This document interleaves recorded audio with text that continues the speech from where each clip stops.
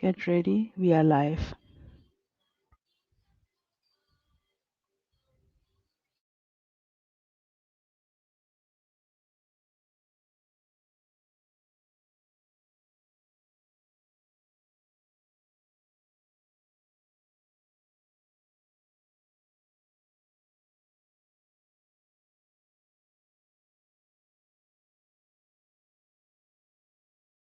And then that you need clarification, then we'll be able to see how we can assist you. So we will start with the presentation, and then I will go through the entire presentation.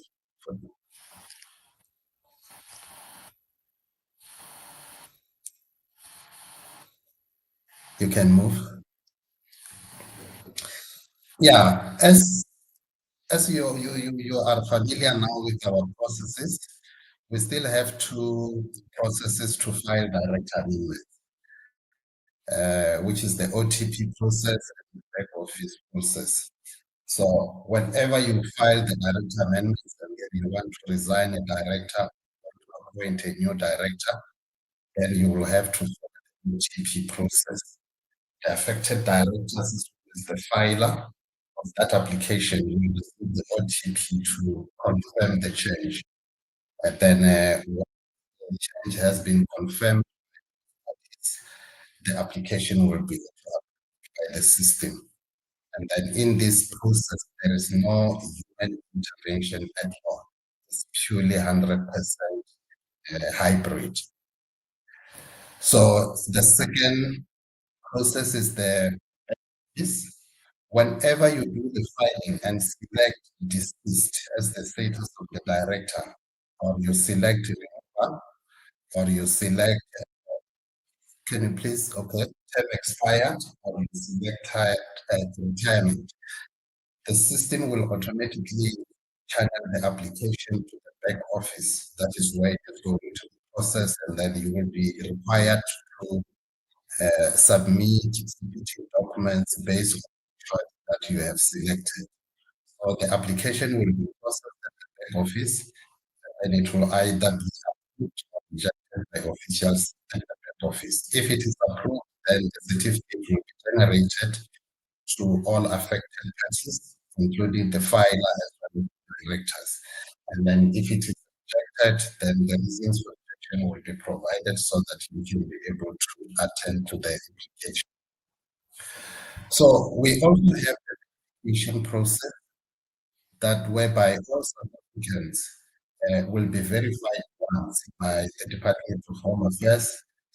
They can be able to file the direct documents with CIPC. But for the foreign, those will go through the foreign assurance process that is conducted by CIP. So how the customer can obtain the amended CR39 certificate, you will find that once you have finalized the application and the application is approved, you need to get the certificate. But if you are not, didn't receive the certificate and the filer can access the reference number of that transaction on the system, and then we'll have to open the application on the applications and select download CR39 certificate and then click on reprint button. Then the certificate will be sent to you.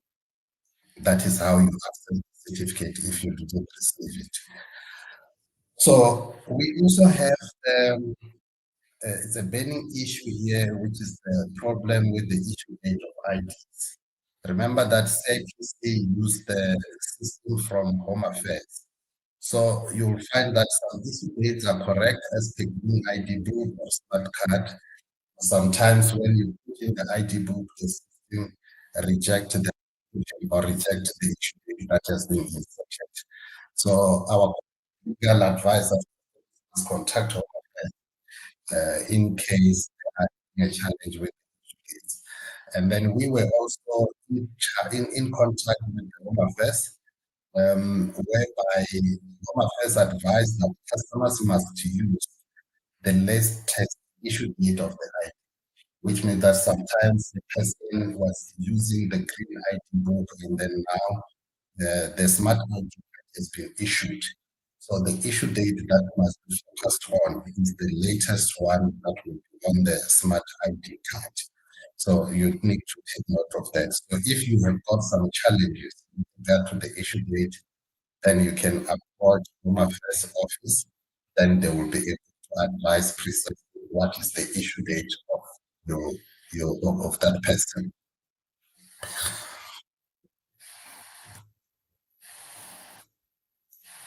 You can move to the next slide.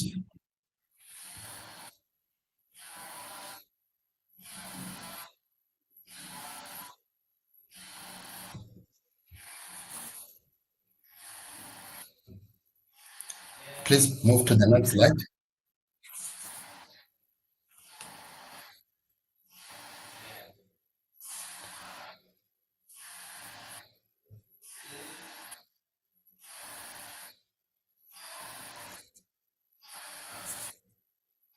Please provide the next slide.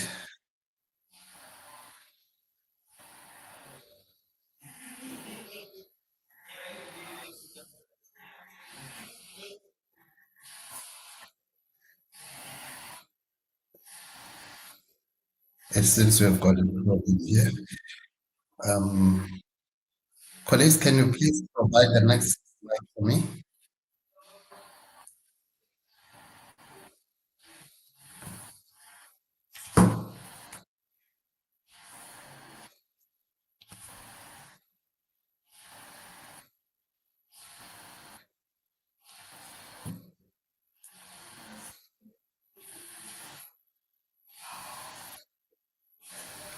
It seems we have got a problem for my colleagues. I'm not sure if I can proceed with my slide. I'm not sure if that would be visible from your side, or I still continue to do the presentation.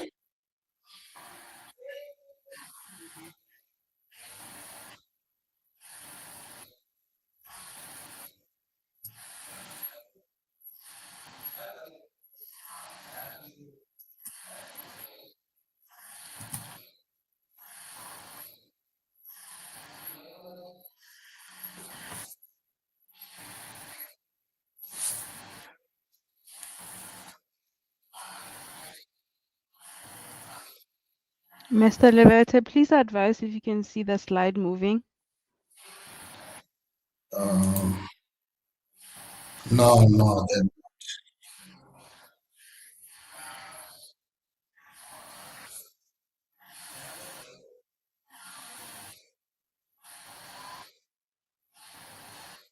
because it's just on the problem with the issue date of ID slide.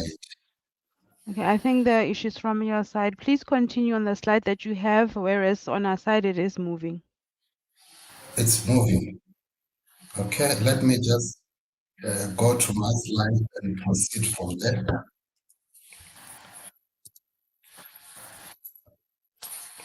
Yeah, the next slide is how to appoint and resign a director. So the filer must have the customer code and password to file our term. Once on the website, the filer must select the select button and then go to more services button at the bottom of the screen. And then after that, you will follow the steps as requested up until the process. So the proposed change document will be sent to all directors, notifying them of the change that is about, and they don't have to respond to that notification because this is just to notify them that that is about. The OTP will be sent to the new director as well as the design director together with the filer. And once this is responded to, the application will be auto-approved and the certificate will be generated to all directors, including the filer. That is how the process will unfold. Then we also have a situation whereby OTP that expired immediately instead of 96 hours because the OTP that has been confirmed the change valid for 96. So in some cases, you find that some of the OTPs expire within 96 hours before the expiry of 96 hours. So if the OTP expires before 96 hours, then you can send to me and the application will be updated at IT to allow the customer to proceed with the file because it is not supposed to expire within 96 hours. It must be after 96 hours.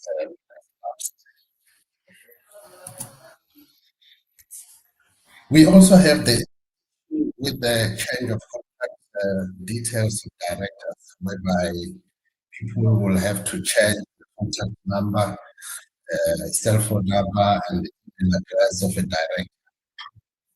So we have got the step-by-step guide to change contact details now available on the website. We also published the notice number 5 of 2025 that deals with the process of change of contact details. Once you have done this transaction, you will receive a link to confirm or object the change of the details. So that confirmation will be done within 24 hours. After that, the application will lapse, which means that once you get the notification, you have got 24 hours to respond. Either you will have to Mr. Levette, you will have problem with your accept. audio. Sorry, Mr. Levette. It keeps on cutting. I don't know if you are wearing headsets or not, but there's uh we kind of like lose you a bit there. So you cannot hear me clearly. I can hear you clearly now, but when you are going through the presentation, it gets cut somehow. I don't know what's the problem. Oh, okay.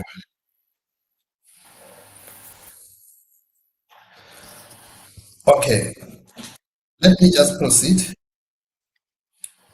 Once the rightful owner of the contact details objects the application within 24 hours, that application will be automatically terminated, even if the other person has already approved. Remember, in a situation like that is where the person is using email and then now he wants to change to another email. Then when you do this a notification will come to the current contact details, which is the email address and cell phone number, as well as the details and as well as the cell phone number and the email address that you have indicated that you want to change to. The notification will be sent to all contact details, and then if the person who owns the customer code and the password, and the customer code, the email address and the cell phone number objected the filing, then that filing will automatically be terminated, even though the other person has confirmed that this change is valid. So that is how the contact details are done. So we also have the filer not able to update contact details of directors. Remember, when you do the change of contact details, this needs to be done by the affected director. That person needs to use his own customer code and the password so that he can be able to access his own contact details to update. So, which means that if I'm using my customer code and the password, I cannot change the contact details of the next person. So this was done to avoid hijacking of companies, so that whoever is changing the contact details must be the rightful person. The filer can update that information only if given the login details by the affected director to do that on his behalf. That I can give someone my login details to go and update my contact details. Then that person will log in as if it's me, and then now we'll only be able to change my contact details only. We also have the issue whereby foreigner assurance verification is approved as APC, but the client is not able to find direct amendment. So the system is expected to allow those who did foreigner assurance verification to proceed and file direct amendments. And then if you come across a situation whereby you are not able to proceed with the appointment, then you can send me an email address with the passport copy so that we can have a look on that and then see how we can assist you. Because once a person is being verified, then he is expected to be able to proceed with the filing of direct amendment. We also have customers who are expecting to correct information in case the mistake is committed. In terms of the correction, the only thing that can be corrected is the format of the ID, which is incorrectly captured, meaning that the format of the ID is not in a South African standard format. Because you'll remember that the ID numbers, they end maybe 082, 083, 085, as that. But we find that the ID number, it ends with 000 at the end. That one we can be able to correct on behalf of the customer. Or even if maybe you have the wrong ID number under the person, then that we can be able to assist to correct. So we also have customers who are not able to add the second name of the director on the system. Here comes a company, it is registered, and then one of the directors has got two names, but it comes with only one name. And then when you want to use the certificate for any transactions, you find that you have got a challenge because only one name appears. Then, in order for you to add the second name on the certificate, then we have got a step-by-step guide that deals with the update name and surname of South African ID holder. When you go to that step-by-step guide and you get to step 11, you will see there is a DHA full name update button that needs to be selected. Then you need to select that, and then once you have selected the DH full name update, the customer will now proceed with the filing up until the end. And then once the OTP is responded, then the certificate will be generated with the additional name as the office record. Remember that while you are doing the filing, don't expect to see the changes immediately. Then you will have to go through the entire process up until the end. And then once you have responded to the OTP to confirm what you have changed, then that the certificate will come out with the second name that you have requested. So, but by the time you are doing the filing, you do not see the change up until you have responded to the OTP. So we also have design directors not responding to the OTP. So here we just need to make people understand that the director resign voluntarily. And when you resign as a director, you are expected to provide the OTP to confirm that you have resigned. So where the director resigned, and then he even maybe handed over the resignation letter to the company, but is now refusing to respond to the OTP to proceed with that process. The company has got all the powers now to remove that person as a director. But the normal process of removal should be followed, which means that the reasons for removal should be included in the notice of the meeting sent to the affected director. Because the custom, I mean, the director cannot have the company to arrest ransom by refusing to respond to the OTP. If you have resigned, then you have to respond to the OTP sent to you so that CIPC can complete the process of resigning you as the director. So no resignation will be processed at the back office, which means that we cannot say because now you have resigned, you're not responding to the OTP, then we will resign you at the back office. It doesn't work like that. The back office only deal with the changes that I have indicated previously, where it should be the deceased director, the removal, the tenancy, or maybe the retirement. Those are the four issues whereby they can go to the back office. But the resignation doesn't go to the back office. This one must be done by responding to the OTP. And once the OTP has been responded, the application will be auto and the system without any human intervention, as I've already indicated. So sometimes you find that you want to cancel the transaction that is in process due to error made. Remember that CIPC doesn't capture the information on behalf of the customer.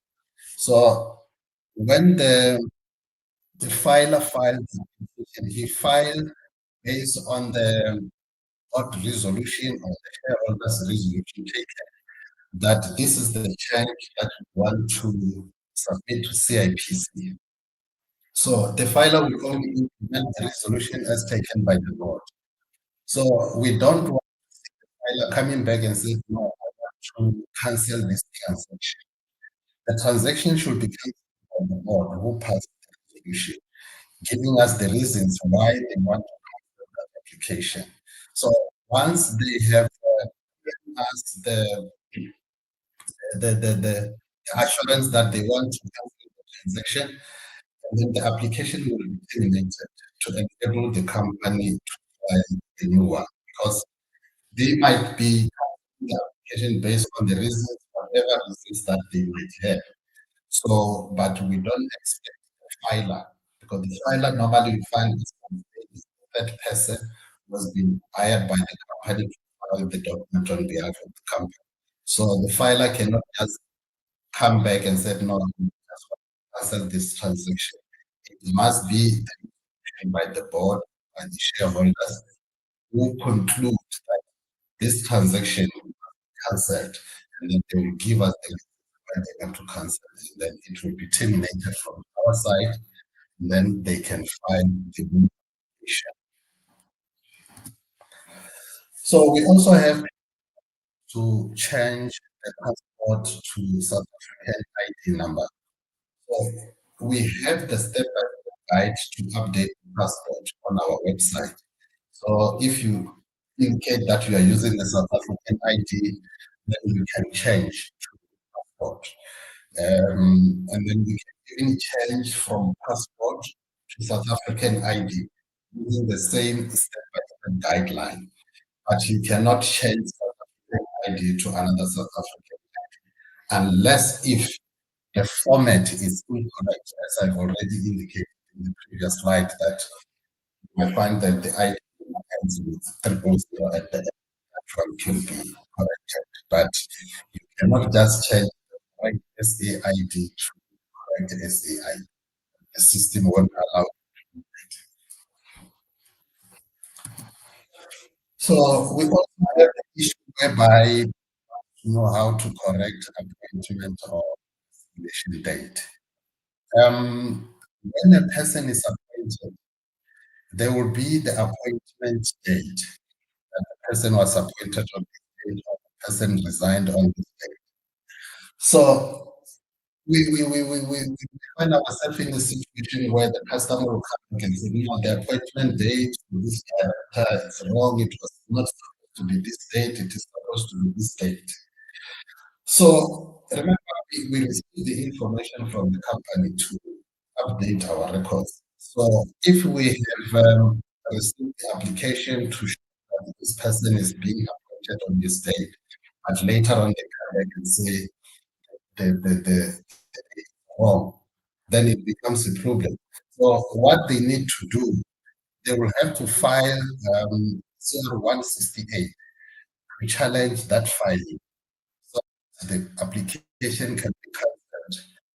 They need to do that with 10 days period, which means that once you have filed application, and then after 2, 3 days, you realize that the date that you have used there is wrong, then you can file an objection by filing CR168, and then that will be sent to Director Objections at CIPC.co.za.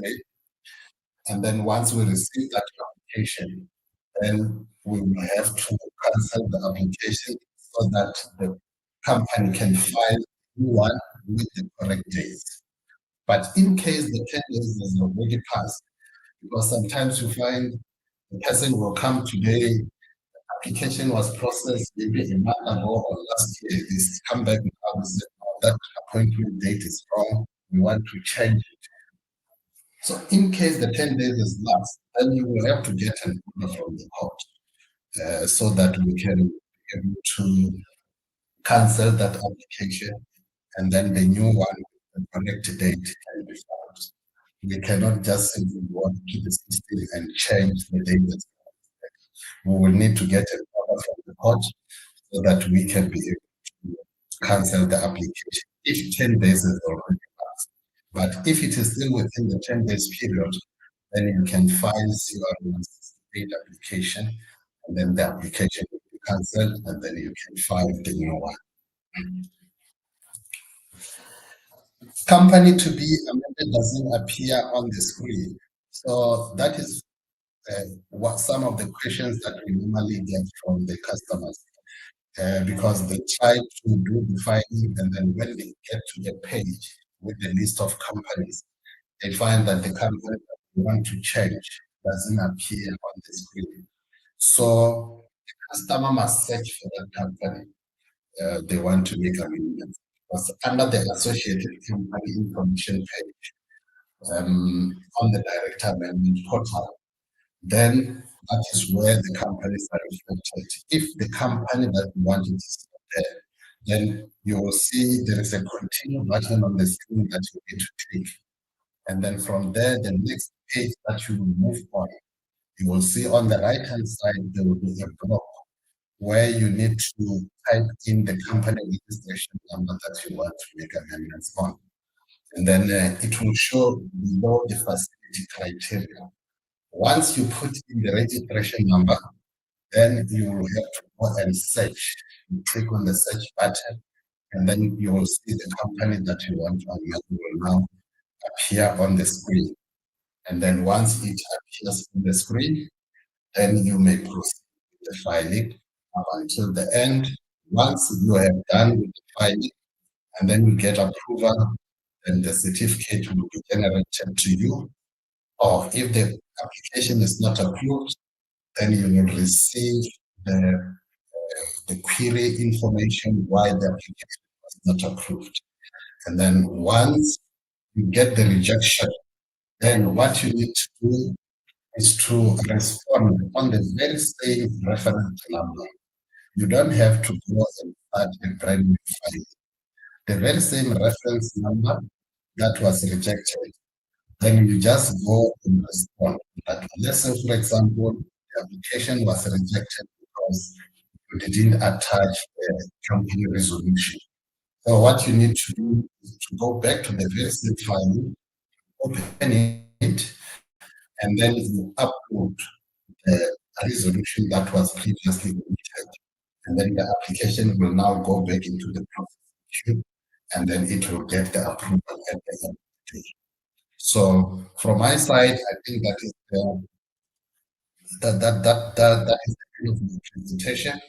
But there is something that I also need to highlight to our customers, because you will remember that since 2015, there was a previous judgment that was passed at the Western Cape High Court, whereby the shareholders who want to remove a director by resolution were expected to provide the affected director with the reasons for their proposed removal. And then CIPC was using that judgment in processing the application, whereby when we receive the application and then we find that removal by the shareholders. We also need to get the notice with the reason why the director is being removed.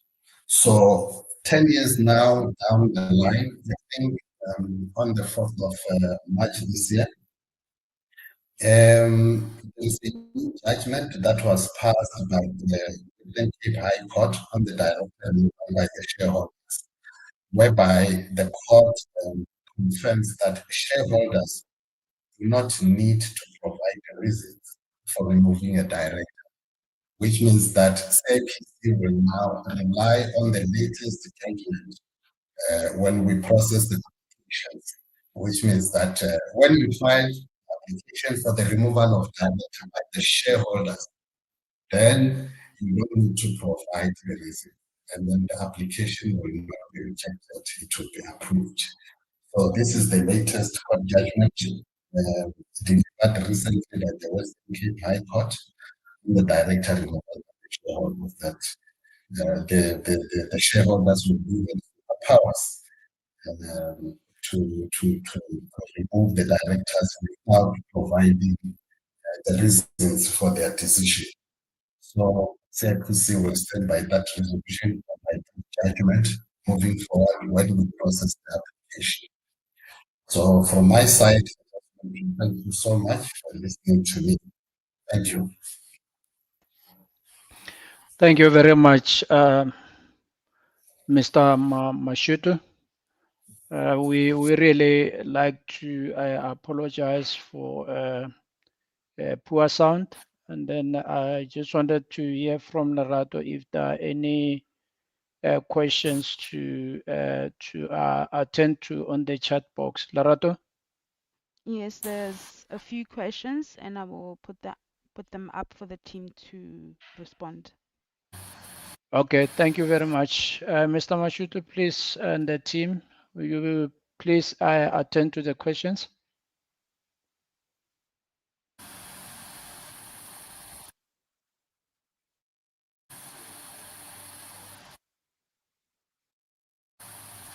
Mashutu? Hi. Oh, okay. What happens if the old contact details no longer exist?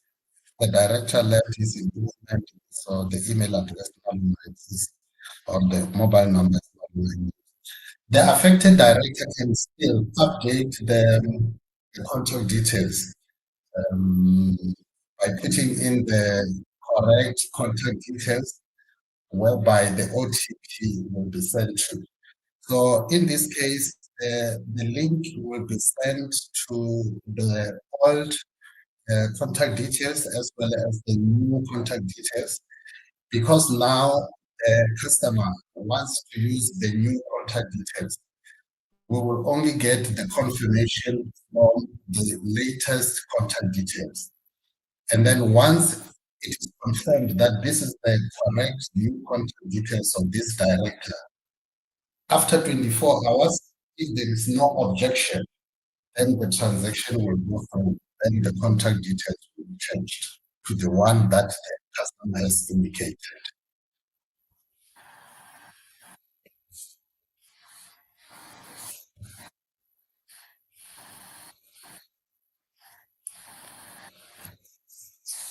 Yeah, on this one, what happens if you are unable to contact the foreign director to obtain updated passport copy? I'm not sure in which why they want uh, to, to, to, to get the new the updated passport copy. But remember, if the person is being resigned, for example, or is being removed, we are not going to need the new passport. We are going to use the very same information that we have on our records.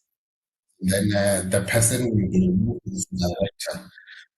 But once you have changed the contact, the passport, that new passport must first go through the foreign assurance verification process. So if you are unable to contact the foreign director to obtain the updated passport copy, and then that person has to be removed. Then you can proceed with the removal. You don't need to get the latest.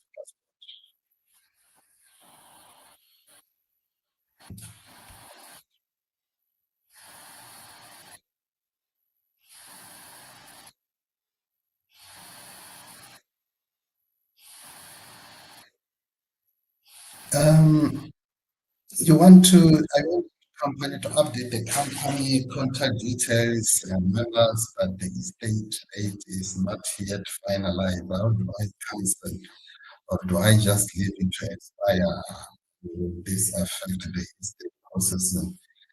I'm not quite sure how this estate late and the contact details are linked together here.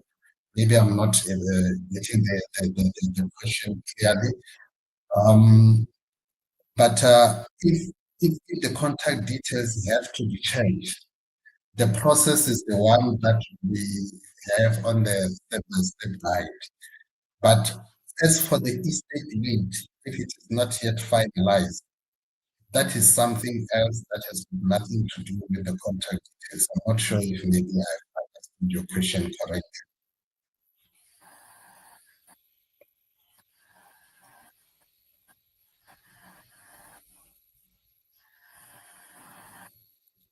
I need to resign a foreign director.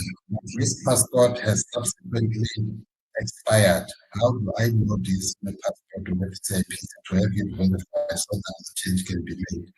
So in case, remember you cannot do this transaction using the old passport.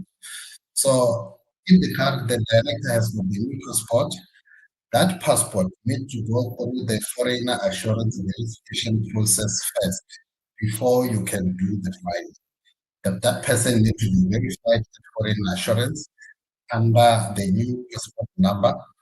And after that, you can file the director amendments. Then you can sign that person as a director.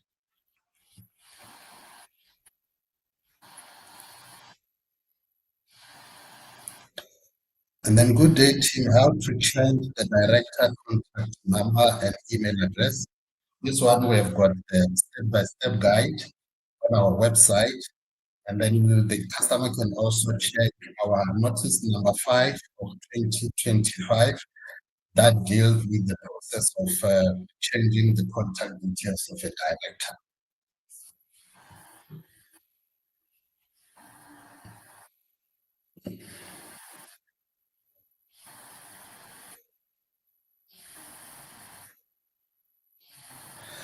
Good morning. I've been struggling with director amendments. When I have to submit after Home Affairs validation, I receive error message.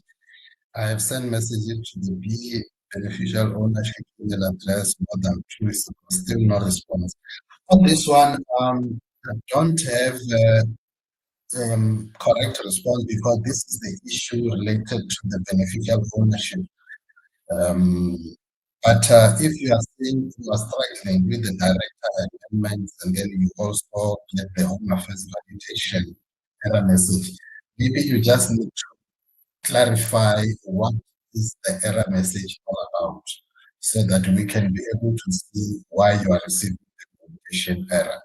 So you need to provide a screenshot of that error message and then you send it to us so that we can be able to see why the application has got this error message.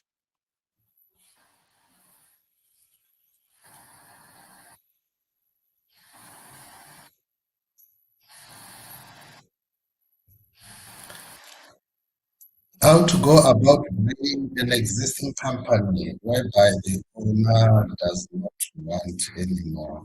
Ah, well, I think this one is for is the transaction issue between the two people. So I cannot give guidance on this one because it must be an agreement between the two. They will be setting their own conditions that if I sell this company to you, this is how you're going to pay me, things like that. So we cannot advise on how you need to finalize the transaction. That should be the agreement between the two.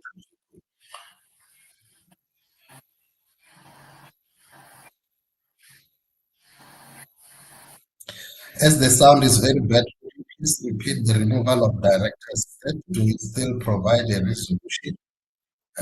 But no longer have to provide a notice to the director. No, the notice of the meeting should still be issued to the affected director, as well as the resolution of the the removal of a director. The notice should be there, together with the resolution, and then the person who is being removed must be afforded a reasonable opportunity to make a representation in person or through a representative on the day of the meeting before a resolution is put to a vote. So the notice still need to be provided as well as the resolution. But what I have indicated is that there is no more reasons from the shareholders to remove a director. So, according to the recent judgment delivered, directors are no longer, shareholders are no longer required to provide reasons to remove a director. But Section 74 1A, whereby the director is being removed by the fellow directors, in that case, the reason still need to be provided to that affected director. If the resolution is taken by the board of directors to remove a fellow director, they will have to issue the notice of the meeting and then also afford him reasonable opportunity to make a representation and then also provide the reasons why they are removing him as the director. But if the resolution is taken by the shareholders are no longer required to provide the reason.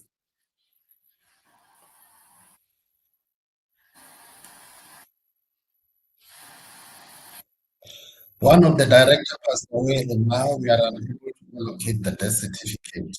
What can be done?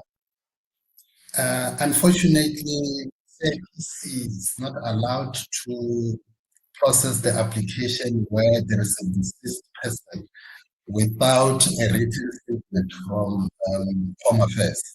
So I think I can advise that you approach Home Affairs and then so that they can be able to see how they can assist you. Because CIPC cannot process the application to record the deceased without a valid document. So we need to have the death certificate as a proof that the person is living.